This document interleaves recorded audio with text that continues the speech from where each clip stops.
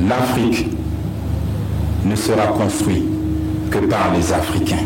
Face à une capitale saturée et à une urbanisation galopante, le projet de construction de Libreville 2, projet qui vise à désengorger Libreville en créant un nouveau pôle urbain moderne et structuré. À ses côtés, un autre projet d'envergure prend son envol, la construction du nouvel aéroport international d'Andem, qui viendra renforcer les infrastructures de transport du pays.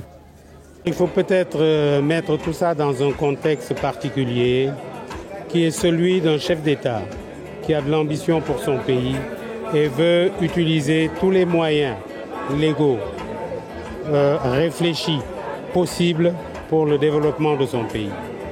Il s'est rendu compte que dans 20 ans, la population gabonaise va doubler et qu'il fallait peut-être un nouveau pôle urbain. Conçu pour être un modèle d'urbanisme et de développement durable, Libreville 2 devrait abriter des quartiers résidentiels, des zones industrielles, des établissements scolaires et hospitaliers, ainsi que des espaces verts. Un pari audacieux qui témoigne de la volonté des autorités de bâtir un Gabon résolument tourné vers l'avenir. Libreville, du côté du Cap Extérias, est saturé.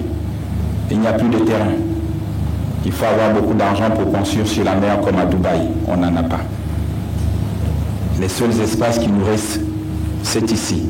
Andem, Coco Beach et autres.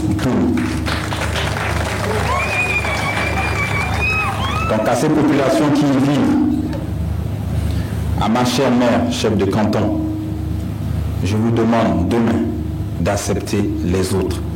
Parce que c'est des Gabonais qui viendront s'installer ici. Avec cette pose de première pierre, le président de la transition du Gabon, Brice Clotaire Oligui Nguema, au pouvoir depuis le 30 août 2023, réaffirme ainsi son ambition, celle d'un Gabon modernisé où chaque infrastructure devient un levier de développement pour l'ensemble du pays.